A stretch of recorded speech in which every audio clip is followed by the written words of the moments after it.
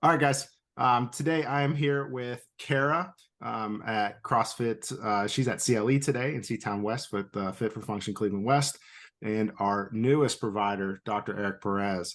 And so Eric's going to introduce himself. We're talking a little about what he's into. He's done a lot of weightlifting, a lot of manual therapy background. So we'll get to know a little bit more about him and then talk about some of his interests. So Eric, tell us about yourself. Hello, thank you. My name is, as you said, Dr. Eric Perez. I'm a chiropractor.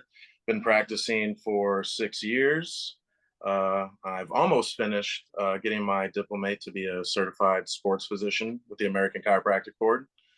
As you said, I've done a lot of muscle work, certifications, full body ART, Graston type, not Graston, but instrument assisted, as well as Theragun classes. But I got really into weight training probably like 10 years ago when I had to rehab a couple injuries. I tore my meniscus, my PCL and MCL, and not being able to move kind of freaked me out. So I realized that I had to stay strong and stay healthy to keep this injury at bay. And as a result, I got really into powerlifting, and I've been nationally ranked at one point in top 50.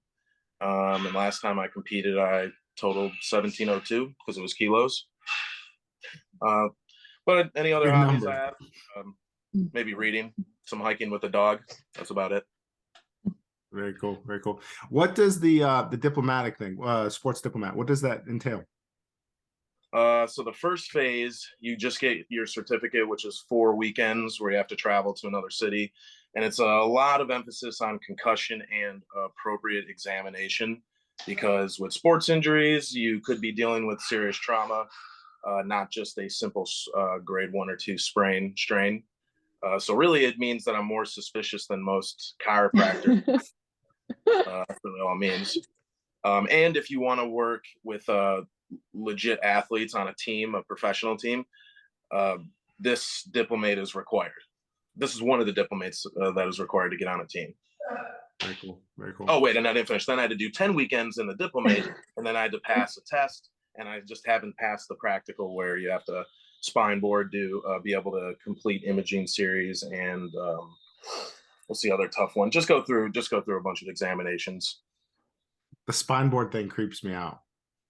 Yeah, and as we've discussed before, it's like kind of pointless, because if you don't do it all the time, there's no way you're going to do it right. Yeah, I would never want to have to do that. No. Shout out to all the athletic trainers out there that have that. Hardcore people. Tough gig.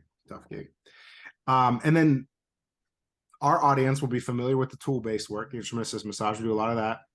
We do a lot of the massage gun stuff. They may not be as familiar with ART. Tell us about, I kind of sort of know what it is, but you tell us about what ART is. Because getting that full body certification is also not a simple task. No, I got it when it was easier. It only took 3 courses, but now really? they make it 6. That's what I was familiar with, yeah. Yeah, because I got it a few years ago, and then they made it into 6 because I guess they weren't making enough money. But active release technique is really just pin and stretch, just well marketed. Mm-hmm. I do think it's really useful. I personally have added my own pieces to it, where I'm usually using some kind of muscle cream, muscle lotion, and I'm adding breathing. And I almost turned it into a mobilization. I don't like do this heavy emphasis on like I'm pinning down this trigger point and holding on to it as I take them through a range of motion. I'm really just trying to get things to move while getting muscles to stretch. In my mind, it's really blood flow. That's what we're doing.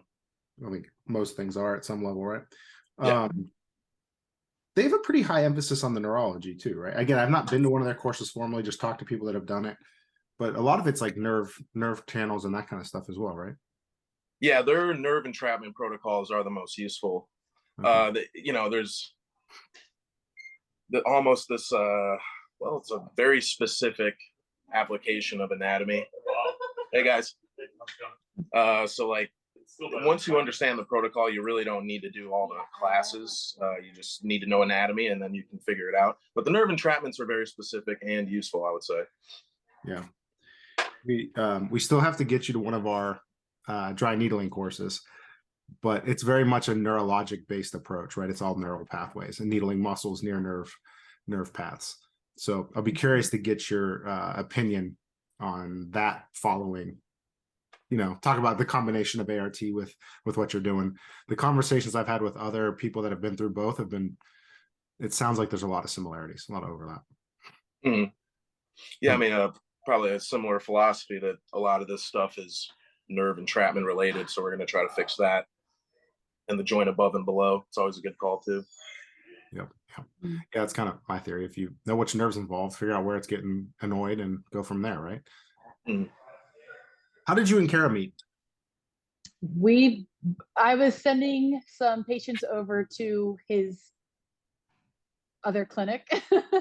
And so I went over to meet him to make sure I wasn't sending patients to a place that I didn't trust. I was like, oh, wait, I actually like this person. Yeah, I appreciate that a lot. Kind of caught me off guard. I was like, I think tying my shoe, getting ready to treat another patient. And now here we are. Oh, wait, do you want a job? Do you want to leave your current job? Yeah, that sounds fun. We're a lot better anyway, Nick. Well, oh yeah. Yeah, I think yeah, I don't know how far we want to go down that rabbit hole, but why? So again, our crew is going to be used to seeing physical therapists. They think Kara's a physical therapist, so she, that change in title doesn't really matter. What do you think the differences are between? How do I want to say this?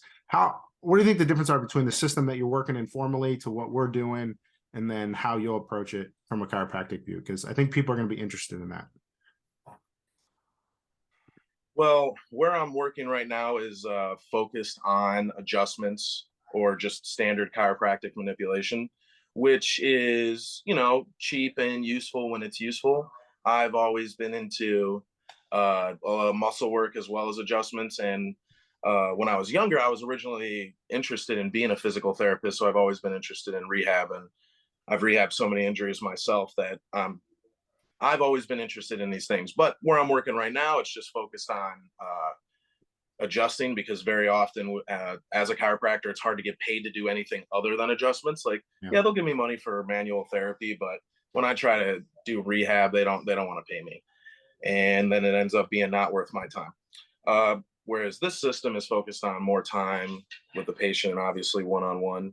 And that's what I prefer. And it's nice to get paid to do that. Because my current model, I'm just getting paid to adjust, but obviously I'm going to address what I can with my patients, not ignore things just because I'm not getting paid to do it. Yeah. I think I can't remember if it was like the first or second time that I was chatting with Eric. I knew this wasn't the actual case, but I felt like he had gone on our website with just regurgitating things on our website back to me, and I was like, I feel like I need to hire this person. he's already well versed in our model. Make this happen.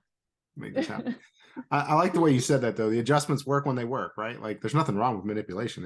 It works. But it's nice to be able to do all the stuff when you can.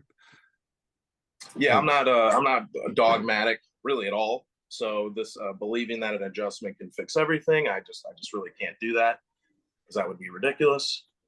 And there's just a lot of other things to address and a lot of other tools to use. And it's actually common in chiropractic, because there's only like 17 or 18 chiropractic schools, and a few of them are what we call evidence-based, which that phrase is annoying now because everyone's ruined it.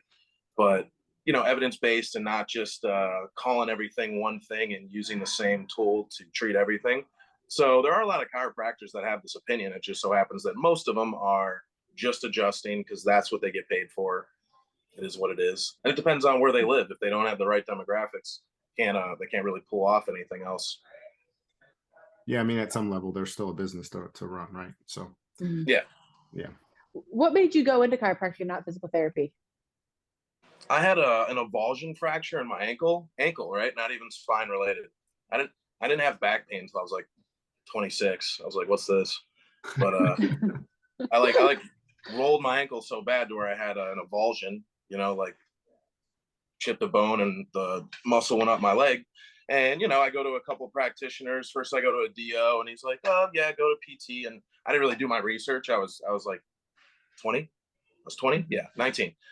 And I just went to like this random PT in the area, and they weren't really like focused on anything. They were just the standard PT where if you're 20 years old or 80 years old, they're pulling out the same protocol for everybody. And, you know, I sat through a couple sessions and I was like, you know, I was already in school for like this stuff. And I'm like, I think I know how to do this. And then someone recommended me to this sports chiropractor, very, very cliche phrase, but that's what he called himself. And he seemed to be the only one that really guided me and let me know what was going on and told me not to be scared and kind of got me back to lifting. And now everything's fine. Oh, and he used a laser. I feel like lasers are kind of iffy, but I actually had legitimately iffy, but I actually had a good experience with a laser one time. And then every other time I tried to use it on a patient, just didn't go my way. It's like, what, weird.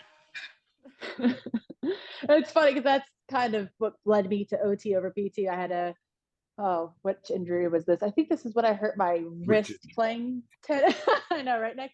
This is when I hurt my wrist playing tennis, went to a PT. And at this point, I had been a senior in high school. So I knew I wanted something along these lines, just didn't quite know which one. And I was put in a room. The PT was definitely seeing 5 other people at the same time and left me with a sheet of paper with some therapy. And I didn't do any of it. This is stupid.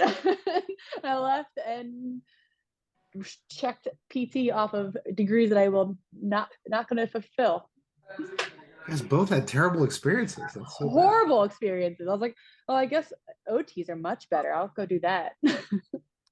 So yeah, I mean, I've never had anything against PTs. I just was like, well, I think I can do this particular thing on my own. Mm-hmm. Now I know that was dumb, but I will say by the PT that I saw through college, he definitely led the framework of, you know, getting into my current state, because he was he had an interesting background. He was a professional cyclist over in Italy before moving back to West Virginia and going to physical therapy school.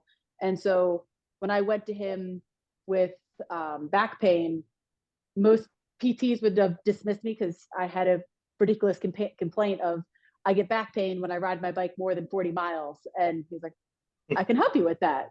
Whereas most PTs are like, oh, they'll just go 39 and call it a day. Right. That so is the I was standard. like, oh wait, I like this guy. I'd have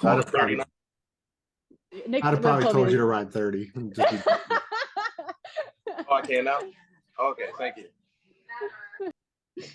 But anyway, it's funny that you guys both had terrible physical therapy experiences. When I started the company, I came up with this Fit for Function idea, right? And I intentionally wanted to leave physical therapy out of the name. And so I did the PHYT because that's the letters of the it's kind of whatever branding stuff, but it's the letters of physical therapy in the program at YSU. Like PHYT 1501 is a physical therapy class in the book. So, you know, nice internal joke for your company, which is stupid, but but I never put physical therapy like in the name because I didn't want people to associate what I was doing to like the BS, give you 5 exercises, never watch you do them thing. Mm-hmm. And so it's interesting how I've always kind of believed that I don't care what kind of provider you are, if you're doing it right, it looks the same. And so it's interesting how it's evolved over the last 6 years. Like now we got OTs and we got a chiro now. And, it's kind of fun to see. Well, people think we've gotten to some level of like our healthcare is now it's good, and it's like, no, it's not. We're still trying to find like a better version of healthcare, and I guess that means different practitioners working together, different professions working together. Yeah, it's as it should be. Yeah.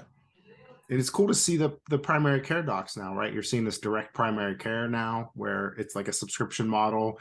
They're capping their membership base at 500 people so that they can give them attention. So you're seeing this evolution of starting to shrink the volume, right? To be able to provide better care versus 10 years ago, all the primary cares were seeing 3,000 to 5,000 a piece or whatever. It's insane. That is insane. How can you keep track of 3,000 people? You don't. You just ship them to the next person. Yeah. It's like, okay, that didn't work. Now you do this. Right. People just getting shoved into algorithms, basically. Like Mm-hmm. here's first step plan of care, here's second plan of care, which, you know, I guess at large and in numbers that makes sense, statistically. But in the micro environment, like, just see somebody good who's got the time to talk to you, you know. Yeah. Kind of throw all the pieces. But anyway, I thought it was kind of neat how after, anyway, 2 terrible experiences and now just kind of how the company's changed. It's pretty interesting to me. But anyway. So Eric, what's oh, oh, sorry, go on. No, go ahead. I was gonna say, I'm sure it has to feel pretty cool, Nick. It's interesting, right? It's interesting how everything's changed, and it's interesting how many people. We were talking about this earlier today, but when we brought Kara on, and she's an occupational therapist, nobody asked any questions. Nobody said a single word. And then we put one picture of Eric on Instagram, and everybody's like, "You are a chiropractor?" Like they lost their minds. Yeah, one of my buddies follows you, and it texted me congratulations. Yeah. I was like, "Oh, thanks." Who is that? Was it a local guy or somebody else? Oh, it's Andrew Hospodar. Do you recognize that name? Yeah. Yeah, he's a good guy. We we had some seminars together. We had like worked together my first year out for a little bit. I think he took a needling course with me, right? He's a beast. He's like taking everything. Yeah, he has like 2 he has like 2 diplomates. He's good. Yeah. Oh, does he want a job? I'm joking. I think he's a partner in a group clinic. Like it's a couple clinics. Yeah. Pretty cool.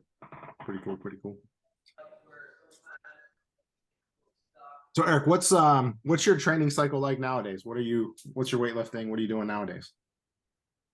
4 days a week. Just working on squat, press, pull. Squat 3 times a week, press twice a week, deadlift twice a week. And I like don't do enough conditioning ever. You know, got to work on that lung capacity. He's gonna start coming to CrossFit. I was just gonna ask if Kara talked you into CrossFit yet. No. Now I can see you guys. It just now worked. Wow. This whole time it's just been a black screen. Yeah, no, probably not going to talk me into CrossFit, but I did take a USA weightlifting course, so I have like the prerequisites to like do some weightlifting, but I'm not doing CrossFit. I'll do a class. He's gonna come to some classes. He's also gonna come to the barbell club and do some Olympic weightlifting. The barbell club? Yeah, just the Olympic weightlifting portion of the gym at CLE. That'd be fun. That's happening. Yeah. Yeah, I don't like getting beat up that much. Like getting beat up sometimes for sure. But getting beat up that much, I don't know. Yeah, pick your trauma. Yeah, I just don't have it in me. CrossFitters are better people than me. I know that. I figured that out years ago. What did you do prior to powerlifting? I did track in college. Track, wrestling, football in high school. What'd you do in track? What events? 800 meter and 400 meter hurdles were my best. They were terrible. It's terrible. That's I would. This sounds like the worst 2 events. The worst ones, yeah. The worst. The worst ones. Yeah. In high school, I would do the 800 twice in the relay and the open, and then I did the 400 and the 300 meter hurdles. Like my coach was like, "You got it." This is why you don't want to do CrossFit now. Yeah. I was like, no, I did. Yeah, I ran before. It was terrible. Were you? No, now I just do like, reps of 6 or less, which is way better. Your body structure from high school to now, like you have to be huge compared to high school, yeah? Yeah, my senior year I wrestled 152. And now I'm 230. Yeah, now I'm 230. I was a lot smaller. Yeah. That's funny. I would have never guessed that. 152. Would you finish college track? Like you put on some weight in college, I would assume, right? Yeah, but by senior year, I was probably 205, close to 210. Okay. And then, grad school, that's when I got real into weightlifting and then put on more weight. Like, this is much better than running. Yeah. And I had like the bro phase. I had like the bodybuilding bro phase. You see pumping iron. Didn't you? What's that? Did you compete? I did it once, okay? And it was a terrible experience. Why was it terrible? Because you have to be antisocial for 4 months. Literally, you just like, you can't, because socializing is eating and drinking. You don't do any of those. And then you got to like tan. And then you got to shave your body. And I didn't like any of that. Never. As soon as I had to start shaving, I was like, this is the only one I'm ever doing. So he has horrible experiences with physical therapists, horrible experiences with bodybuilding. I'm picky. I know that. Yeah. I don't make excuses. It's an okay thing. That's an okay thing. I was having flashbacks. There was like an old MTV thing where they were following bodybuilders, and this guy's dad had to shave his back and stuff. And I remember that. I don't know why that's what popped into my head right there. True. Was that True Life? Remember it might have been True Life. Yeah. God. It's funny because I want to do that. Yeah. It's funny because like that show showed a lot of crazy stuff. And I feel like right now people are looking around like, man, it's getting crazy. And it's like, remember those shows from 15 years ago? Like we saw it. We all saw it. It was coming. That was honestly though, I really like that show. That was a good show. There's some mind-blowing things. It'd be so outrageous though. Like True Life, I'll be a NASCAR if it's driver. on True Life, you shouldn't do it. That was his like that was like his life motto. It's too funny. So no bodybuilding. Are you going to compete anymore? Do you still compete?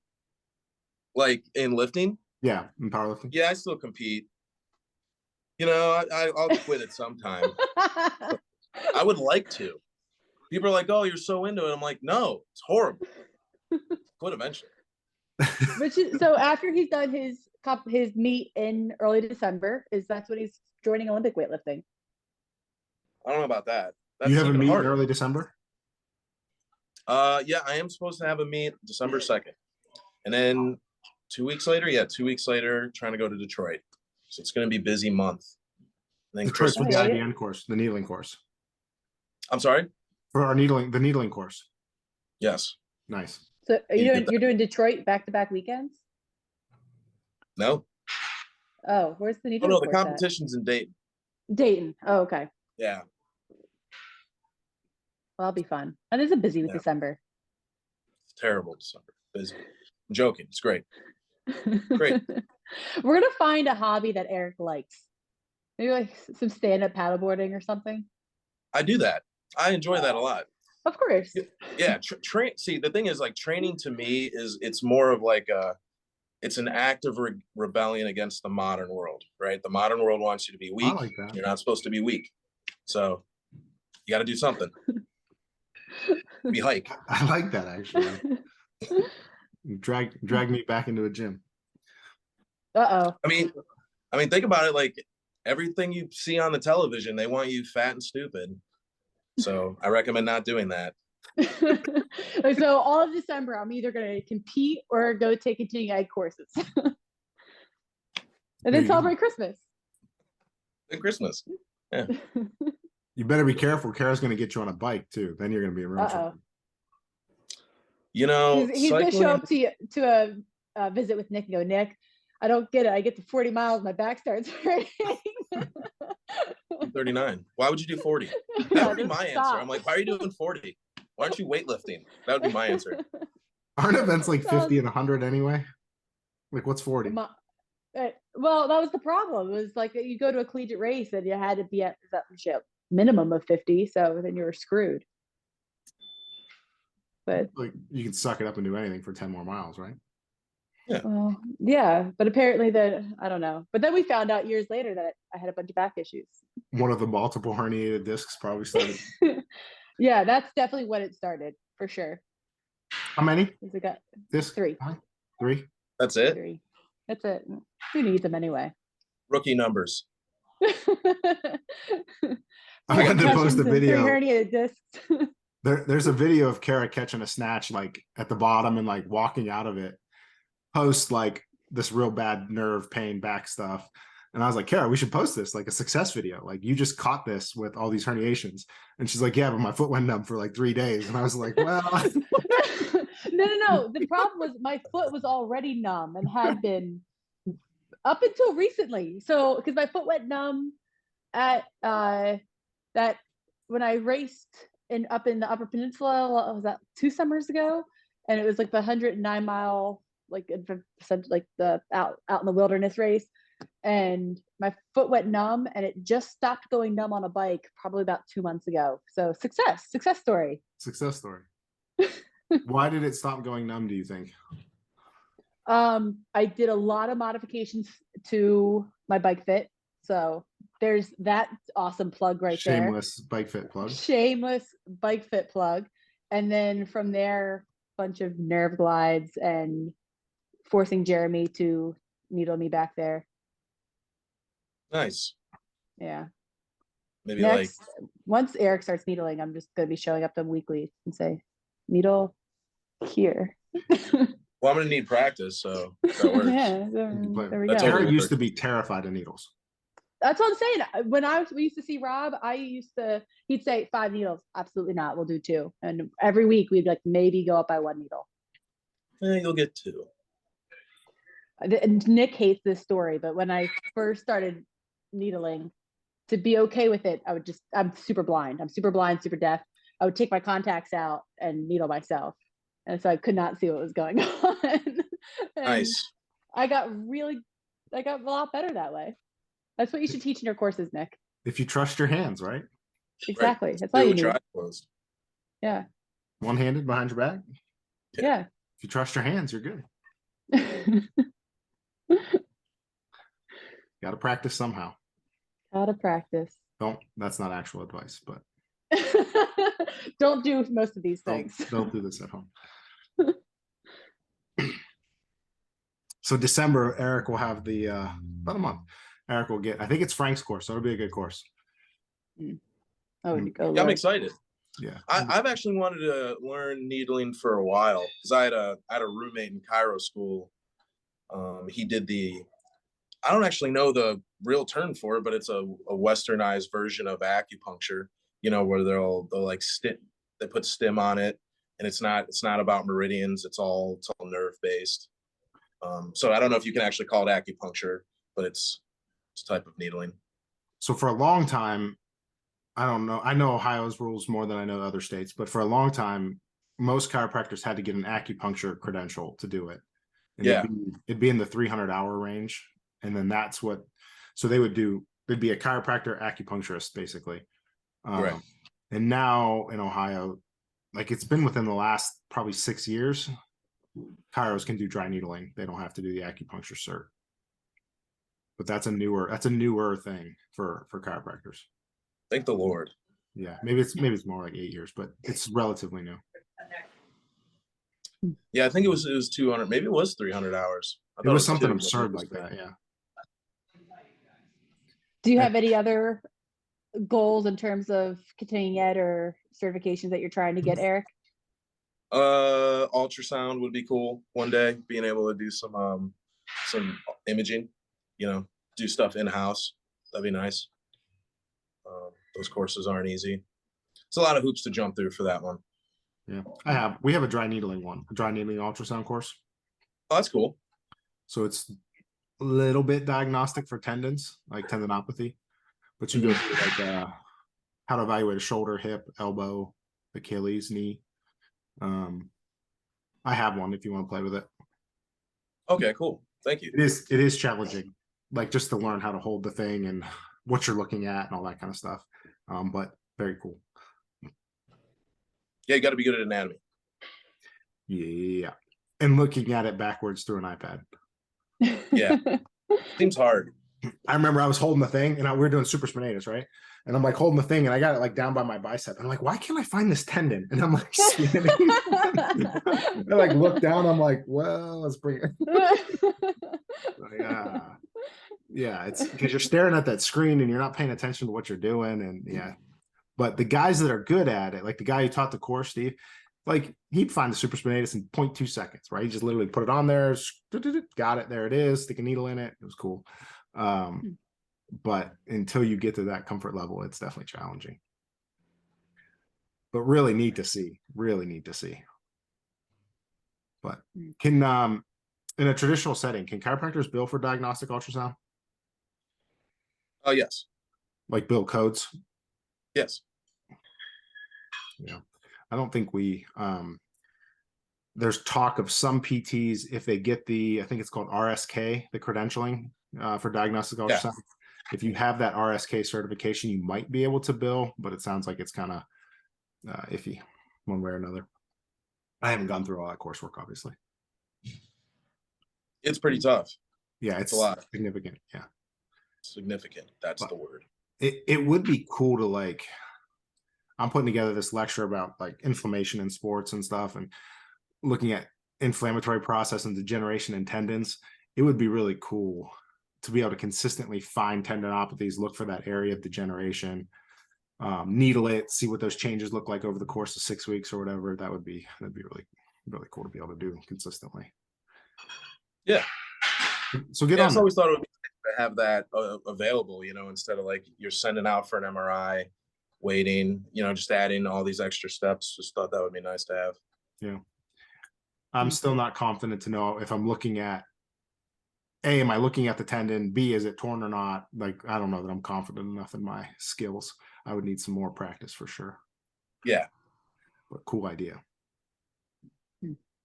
Carrie, you haven't been to any of that yet. Mm-mm. Need to get you yeah. Bring it to Cleveland. You need to start bringing more to Cleveland. We got to talk to Frank. Tell Frank. We'll tag him in this.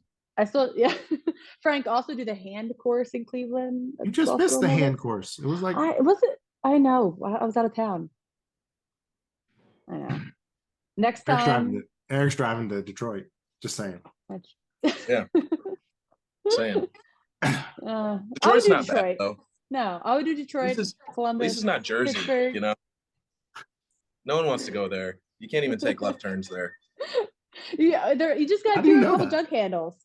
Just 3 rights, and you're there. Hey, how come you didn't tell me about this jug handle thing before I went to Jersey? Also, isn't it mind-blowing? Don't get out of your car when you're at a gas station, or you'll get in trouble. Yeah, it's against the law to pump your own gas. That's the government preserving jobs. They get it. Nope, you're not allowed to do that. I didn't learn how to pump my own gas until I was in West Virginia. Learned from a Papa John's delivery driver. Good old Papa John's. What are you doing? Just sitting at the gas pump, just hanging out? No, I worked for Papa John's for a little bit. The delivery driver was driving me home back to my dorm or apartment. I can't remember where I was living at the time, but I had no idea how to pump gas. He's like, "Get out of the car. I'm going to show you how to pump gas in my car." I didn't have a car down there yet. Nobody ever had to show me how to do it. It's weird. It was just amazing. There's so many jokes that I could go with that I can't say on a podcast. Oh yeah. Yeah, but my grandma never knew, so you're good. She never knew. All I had to do it for her. Are you from Jersey? Eric? No, I grew up in Cleveland, but I went to school in New York, and you eventually make your way to New Jersey for some reason. And it's, you know, Jersey gets jokes because of that show, Jersey Shore. Yeah. But really, we should all just be talking trash because you can't take left turns. Who came up with this? This is ridiculous. Well, no, the worst part was that when I was still in New Jersey, they were taking out all of the circles or rotaries, roundabouts, whatever they call them out here. And when I moved to Cleveland, all of a sudden they started putting circles in everywhere. But why is this happening? Jersey is actively trying to remove them. Next, Cleveland's going to start putting jug handles in so we can all just make right turns. I couldn't figure out my GPS. I was just in Jersey for a dry needling course I was teaching. I couldn't figure out why my GPS kept it's like I need to go left, but it's like telling me to turn right. I'm like, what is happening? I went through like at least 3 intersections before I figured it out. I didn't realize you didn't know that. No. Look, there's a couple things you gotta know about. New Jersey. You can't get out of your car to pump gas. You have to take the jug handle to turn left, and you have to eat a bagel for every single meal. That's like the 3 rules that we live by. Mm-hmm. A lot of people are into bagels. Yeah. When I first took my husband back to New Jersey, he tried ordering a biscuit at the bagel shop, and the girl looked at him like he had 3 heads. No biscuits. Like we got bagels. No biscuits. Just give him a bagel. Same thing, right? Like, oh, he didn't mean that. He didn't actually say that. Again, please just hand him a bagel. He didn't mean that. I'm going back in January, so I feel more prepared this time. Where at in January? I don't know. What kind of course? Is it one that needling? I should foundation? Foundations, yeah. Ugh. That's the only needling. That's the only needling one I teach. I teach the foundations of ENT. Okay, never mind. Yeah. NRT in Myrtle tomorrow. That'll be good. You going to Myrtle Beach? Myrtle Beach. Am I allowed to say on a podcast that I hate Myrtle Beach?